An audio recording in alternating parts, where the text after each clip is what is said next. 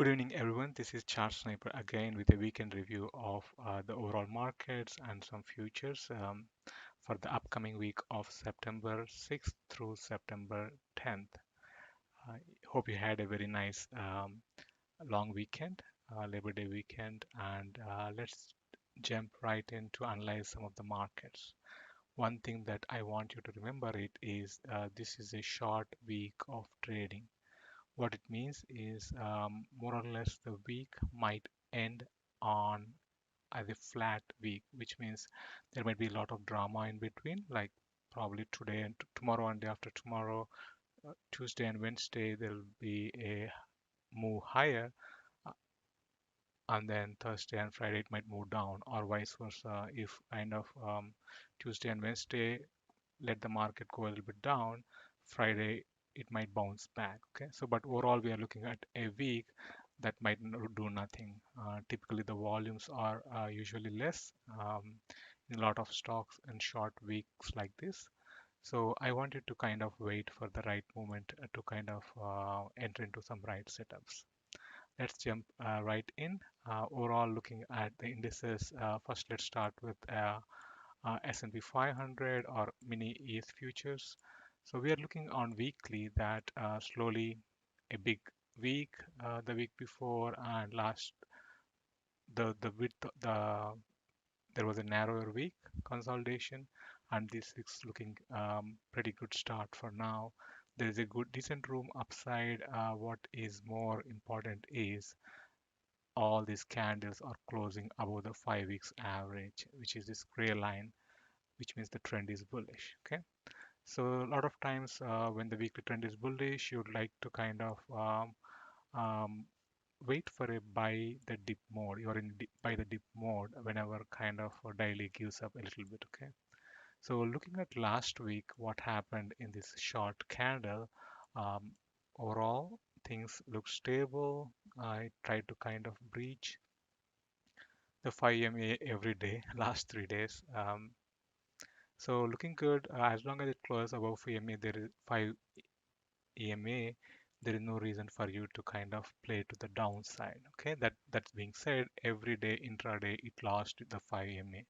So it's very tight range. As you can see, all these candles are in a very uh, narrow range, and SPY is not making those big move bars anymore. But as you can see, we have some room to go up there on a steady uptrend. Last week's volume was a little last Friday's volume was a little bit high towards the sell side, and yeah. So let's see this volume how it takes forth until tomorrow evening. So overall, S&P is kind of chugging along higher in a very tight range, very small moves. As we can see, there is this resistance line, and it's kind of long-term resistance line that you see here. It's slowly grinding higher. What it means is almost all the puts will get burnt, people who buy puts. Yeah, so no reason for you to kind of play to the downside. Try to stick with the trend as long as it continues. Next, moving to tech stocks.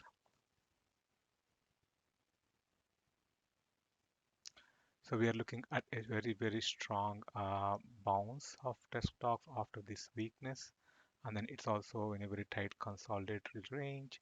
There is very good move to upside, potential upside move possible. We are looking at a nice volume, but just still below volume. On weekly, it was an increasing volume of bullishness.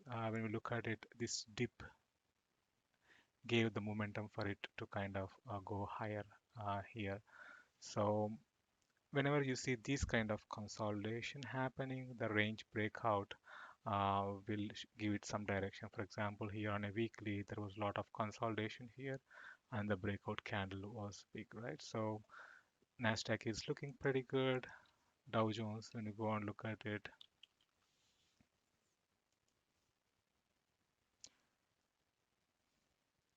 it has been doing a quite a consolidation like Nasdaq was doing few weeks before.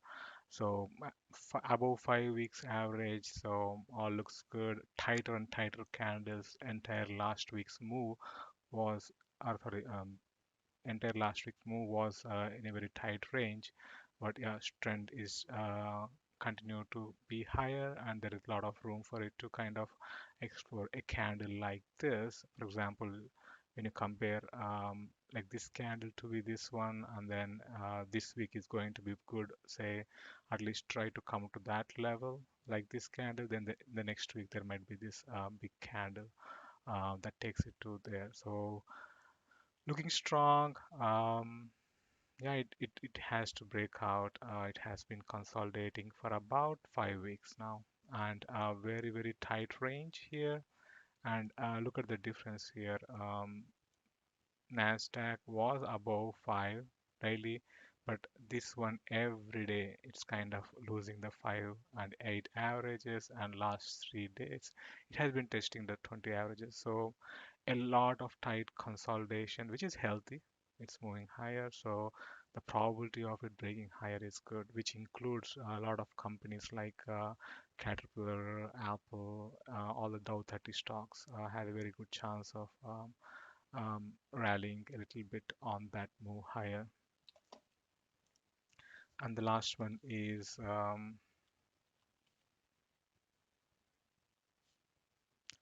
Russell, small cap, and it has been strong recently. As you could see, everybody was thinking on the test of this 200 days average that that's it, Russell should take the market down, but a decent bounce from there. And it's in a long-term basis, it has been in that range, and until that range breaks out higher, there is no trend. It's a sideways action. It can go all the way to this level and then come back. So this includes financial stocks, industrials, materials, all this kind of stocks. So it's just a sideways action, but it's good that this was the lagging one. It's also trying to participate to the upside. So overall, all the major four indices looks pretty good. From VIX perspective, volatility is staying low, okay, and it has been trying to pop every now and then, but they're trying to close it below the 5 EMA, which is good for now. So overall, very tight range, very slow grind higher.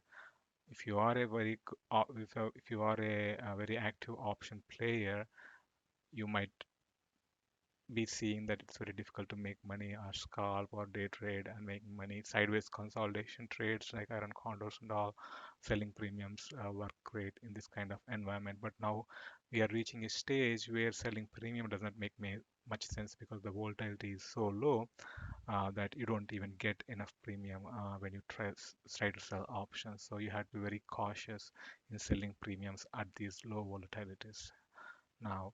So the only concern I have is the skew. When we look at it, it has been quite high recently, and it's staying high.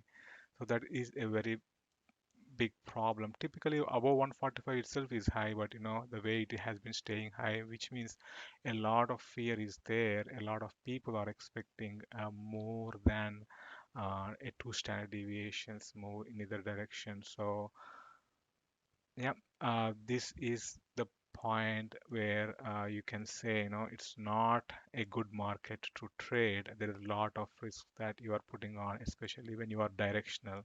If you are not directional, delta neutral strategies all look good.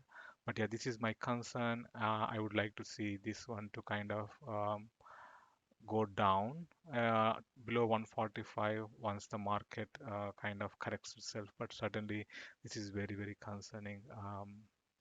Means any day the rug can be pulled. So I want you to be kind of prepared for that. Be cautious in your trades. The number of trades that you are actively on, either to the long side or short side. So manage them accordingly. Trade lightly. Cautious bullishness is the theme here. Okay. So with that in mind, Overall, all the markets looks good. It will be going to be a sideways consolidation week, and the next week is going to be quad witching week, which means there is going to be a quarterly expiration of futures, quarterly expiration of options, monthly expiration, and weekly expiration. All these come together, which means there might be some index rebalancing also happening during this quad witching week, the next week onward. So a lot of pinning effect you would see. You might see a very big moves towards the end of this week and the beginning of next week, and then the volume dies as if the market is standstill until the September 17th. So be careful in playing this market. There is a very good chance that peep stocks that are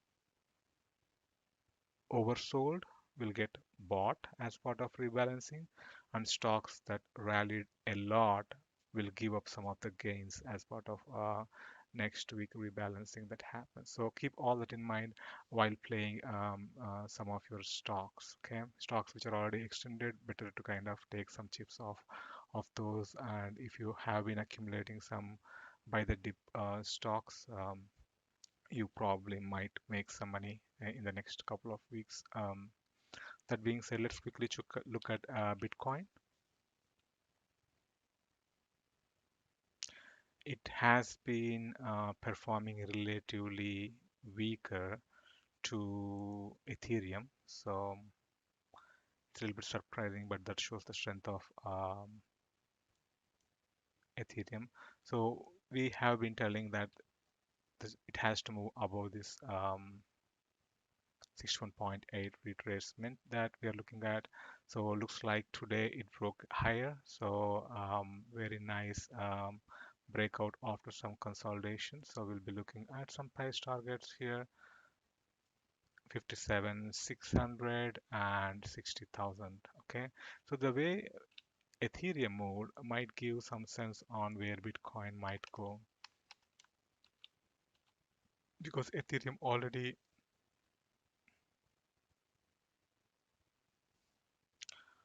has broke out that 61.8, and very quickly it was able to get to the next levels of support. So the way I see it is very nice bounce. All the bearishness has been neutralized. Very good consolidation here and breakout. So I would see around 4,250-ish, some resistance, and then some sideways consolidation here. And then probably next step higher. So if this is wave one, sideways consolidation, wave three, sideways consolidation, wave five, Elliott. So those are some price targets if you are playing actively, but I would like to see some consolidation around 4,000 level, at least for a few weeks. Okay, very strong move here in Ethereum, and Bitcoin is joining the party. Looks like. Okay. So that with that, I would like to kind of say go through some of the events that we have next week. So we are looking at not many. There is the FOMC members speaking on Wednesday. Tuesday there is nothing news, no news much.